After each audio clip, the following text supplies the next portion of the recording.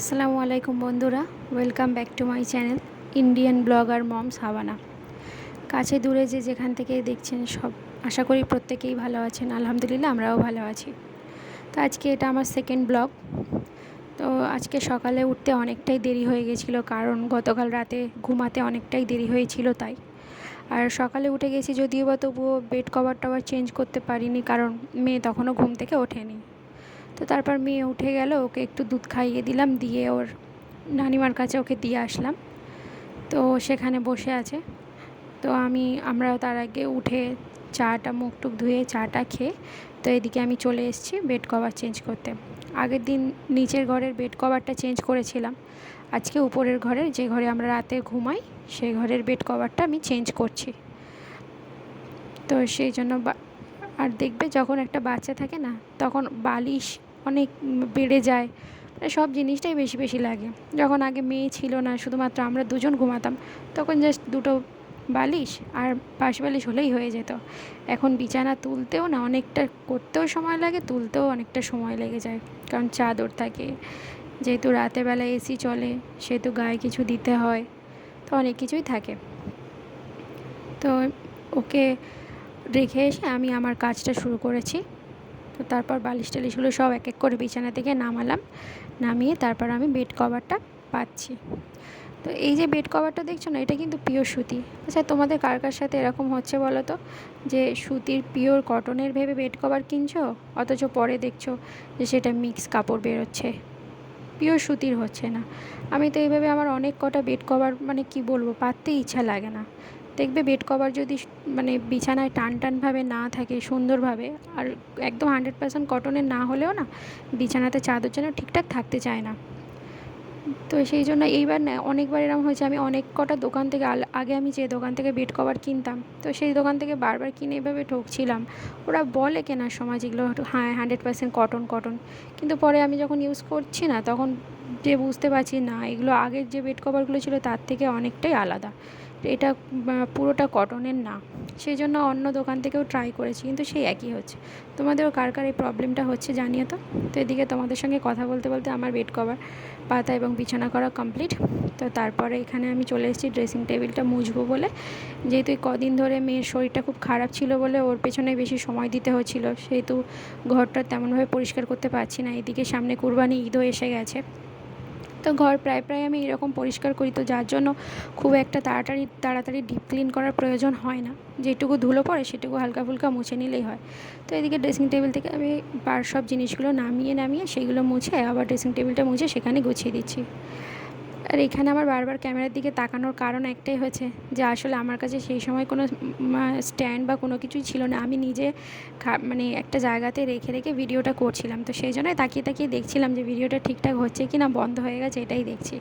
তো এদিকে প্রায় আমার ড্রেসিং টেবিল মোছা কমপ্লিট হয়ে এসছে। তো এই যে এগুলো, সেই জন্য আমি বারবার কি ক্যামেরার দিকে তাকাচ্ছি যে ঠিকঠাক ক্যামেরাটা চলছে। তো তো যা যা থাকে আর কি, পাউডার, লোশন, মেয়ের আমাদের জেল, মাথায় মাখাতে যা যা থাকে আর কি, সেগুলো সব গুছিয়ে আমি রেখে দিচ্ছি। আর যে ছোটোটা হাতে আমার দেখছো, ওর মধ্যে আমি সমস্ত ছোটো ছোটো জিনিসগুলো যাতে হারিয়ে না যায় ওটার মধ্যে রেখে দিই আর কি। আর আগে তো সব জিনিস না নিচে রাখলেই হয়ে যেত, এখন যেখান থেকে মানে মেয়ে হাঁটতে শিখেছে, ও একা একা হাঁটাচলা করতে শিখেছে, মানে যেটুকুর হাতে নাগালে থাকে সবটাই ও টেনে টেনে নামিয়ে নেয়। সেজন্য এখন এমন হয় না যে অনেক কিছু নিচে রাখতে চাইলেও বা গুছিয়ে সাজিয়ে রাখতে চাইলেও সেটা আর দেখি হয় না। তো এদিকে ওটা আমার ড্রেসিং টেবিল মোছা হয়ে গেছে, এদিকে চলে এসেছি আলমারিটা মুছতে। আর দেখবে ডিপ ডিপ কালারের উপর না ধুলো পড়লে খুব ভালোভাবে বোঝা যায়।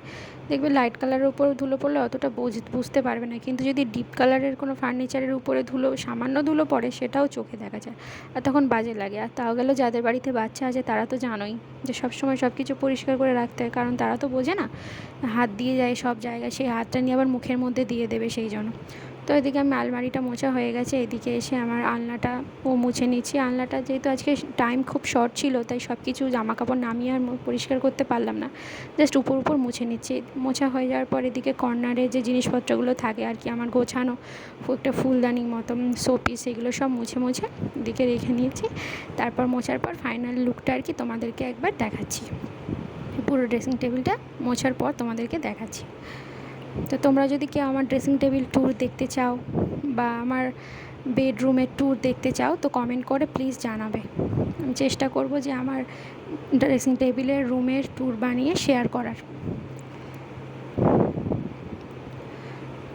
তো তারপর এখানে এই ঘরের কাজ মোটামুটি তখন কমপ্লিট হয়ে গেছে।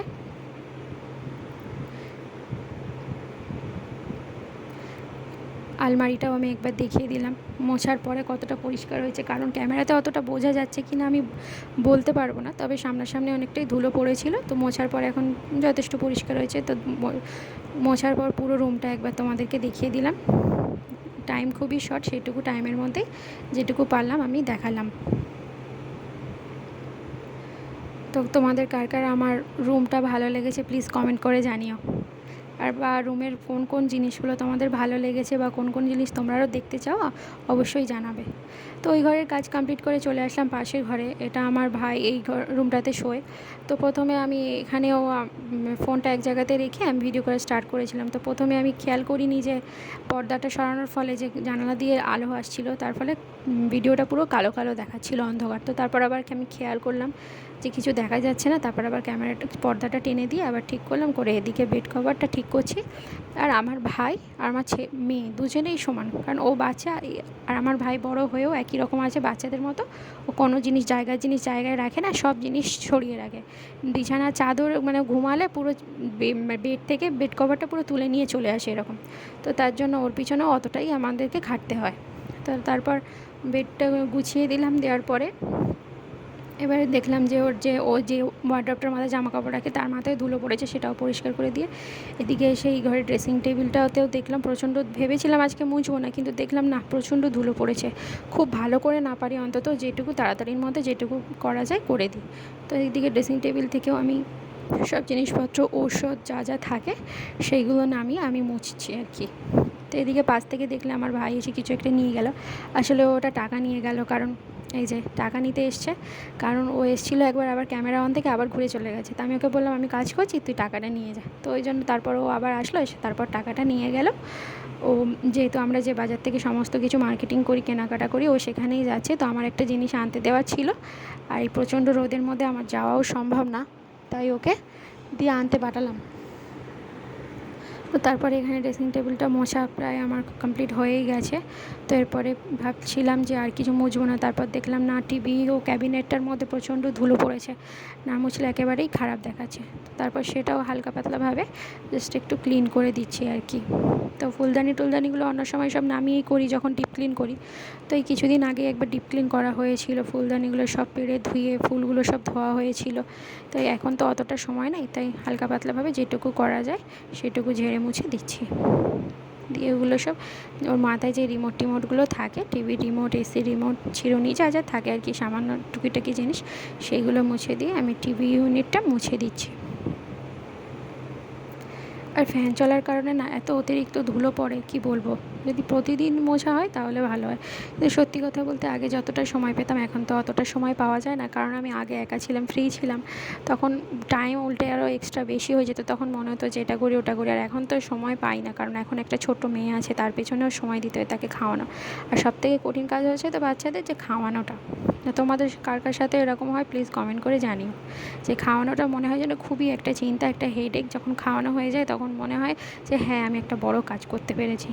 আমার মতো কার কার তোমাদের এরকম মনে হয় কমেন্ট করে প্লিজ জানিও। তো এদিকে মোছামুছি মোটামুটি কমপ্লিট। তারপরে এদিকে এসে আমি দেখছি মেঝেতে কিছু একটা করছি, ওটা করছি হচ্ছে আমরা সকালে যখন চা খাচ্ছিলাম সেই মুহূর্তে আমার মেয়ে উঠে গেছে। তো উঠে গিয়ে এসে কী করলো, ও সমস্ত আমরা যেগুলো খাচ্ছিলাম চিড়ে ভাজা সেইগুলোকে সব নিয়ে ছড়িয়ে দিল। ও নিজেও খেলো না, আমাদেরকে কিছু খেতে দিল না। আমি সেইগুলো সব বাটির মধ্যে তুলছিলাম, তুলে নিয়ে এদিকে ঝাঁটা নিয়ে এসে ঘরটাকে ঝাঁট দিচ্ছি। তো ঝাঁট দেওয়া মোটামুটি কমপ্লিট হয়ে এসছে, সেই জন্য আমি সব ফ্যান ট্যান অফ করে দিলাম। দেওয়ার পরে এবারে মোছামুছির পরে ফাইনাল লুকটা তোমাদেরকে দেখাচ্ছি। তোমরা যদি মনে করো যে আমাদের প্রত্যেকটা রুম তোমরা আলাদা আলাদাভাবে দেখতে চাও, বা প্রত্যেকটা ঘরের ফার্নিচারের ট্যুর তোমরা দেখতে চাও, তাহলে প্লিজ কমেন্ট করে জানাবে। আমি চেষ্টা করব যে প্রত্যেকটা জিনিসের আলাদা আলাদা করে ভিডিও করে শেয়ার করার। তো তারপর ওইখানে উপরের কাজ হয়ে গেলে এবারে চলে এসেছি নিচের তলায়। তো এটা হচ্ছে আমাদের বাথরুমের মধ্যে আমাদের ওয়াশিং মেশিনটা যেহেতু বাথরুমেই থাকে, তো সেহেতু খুব মানে ময়লা হয়, ময়লা বলতে অন্য কিছু নোংরা না, মানে পানির যে একটা দাগ হয় না সাদা সাদা, আর আমাদের এখানে পানির প্রচণ্ড আয়রন, জানো তো। তুমি যদি প্রতিদিন বাথরুম দুদিন ছাড়া ছাড়া দেখবে সে আবার একই রকম লাল লাল একটা বাজে দাগ হয়ে গেছে। আর ওয়াশিং মেশিনের উপরটা একটু মানে এতটাই নোংরা হয়েছে, সাদা সাদা হয়ে গেছিলো, দেখতে খুবই খারাপ লাগছিলো। তো টাইম যে তখন অনেকটাই বেলা হয়ে গেছে, তাও কী করবো, তাও যেটুকু পারলাম হারপিক দিয়ে আর ব্রাশ দিয়ে ঘষে ঘষে একটা পুরানো স্কচ ব্রাইট দিয়ে আমি ঘষে পরিষ্কার করে দিচ্ছি। যদিও বা ওয়াশিং মেশিনটা অনেক দিন পুরানো হয়ে গেছে, তবু যতটা পারা যায় পরিষ্কার করে রাখার চেষ্টা করি। তো তারপর উপরটা ঘষে দেওয়ার পরে নিচেটাও ঘষে দিচ্ছি। তো মনে করো না যে এটা, অনেকে হয়তো মনে করতে পারে যে আমি বাথরুমের টয়লেট ইউজ করছি, টয়লেটের মানে হারপিকটা ইউজ করছি, একদমই কিন্তু না। এটা আমাদের নতুন হারপিক রাখা থাকে, মানে অন্যান্য জিনিস পরিষ্কার করার জন্য, বেসিন টেসিন এইসবগুলো পরিষ্কার করার জন্য। তো দেখো তারপর আমি ধুয়ে দিয়েছি, এরপর অনেকটাই পরিষ্কার হয়েছে আগের থেকে। তো এরপর আমি গোসল টোসল করে মোটামুটি মেয়েকেও তার আগে খাইয়ে টাইয়ে দিয়ে শুয়ে দিয়েছি, দিয়ে আমিও গোসল করে খেয়ে নিয়েছি, দিয়ে একটু বিশ্রাম করে নিয়েছি। এখন বাজে প্রায় বিকাল 4টে, খেয়ে উঠতেই আজকে দেরি হয়ে গেছে। এখন একটু বাড়ির বাইরে এসেছি। চলো আমাদের বাড়ির বাইরেটা আমাদের বাড়ির বাইরে প্রচুর গাছপালা আছে, চলো তোমাদেরকে একটু দেখাই। এই যে দেখো, এটা হচ্ছে আমাদের জামরুল গাছ। জামরুল হয় ঠিকই, কিন্তু না প্রচণ্ড মিষ্টি হওয়ার কারণে না পোকা লেগে যায়, সেই জন্য খাওয়া যায় না। এই যে এইটা দেখছো, এটা হচ্ছে গন্ধরাজ লেবু গাছ। দেখো এখানে লেবু হয়েও আছে। তোমরা কে কে গন্ধরাজ লেবু খেতে পছন্দ করো কমেন্ট করে জানাবে।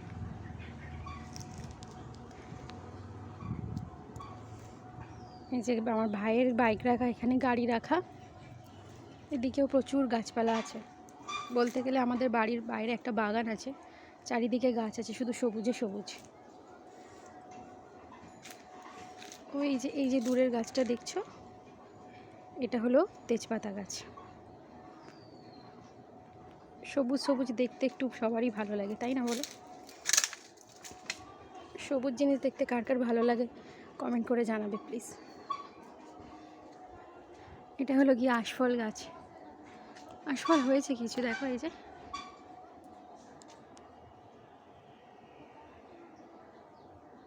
আরও হয়েছিল, কিন্তু পাখি সব খেয়ে খেয়ে ফেলে দিচ্ছে।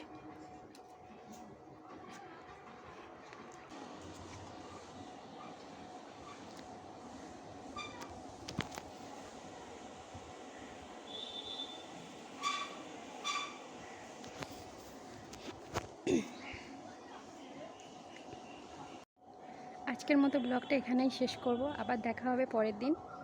ভালো লাগলে প্লিজ লাইক কমেন্ট শেয়ার করে দিও এবং আমার চ্যানেলটিকে প্লিজ সাবস্ক্রাইব করে দিও। আর যদি আমাদের বাড়িতে তোমাদের পছন্দ হয়, ভালো লাগে, যদি তোমরা পুরো একটা দেখতে চাও ভিডিও পুরো বাড়ির, তাহলে প্লিজ কমেন্ট করে জানিও।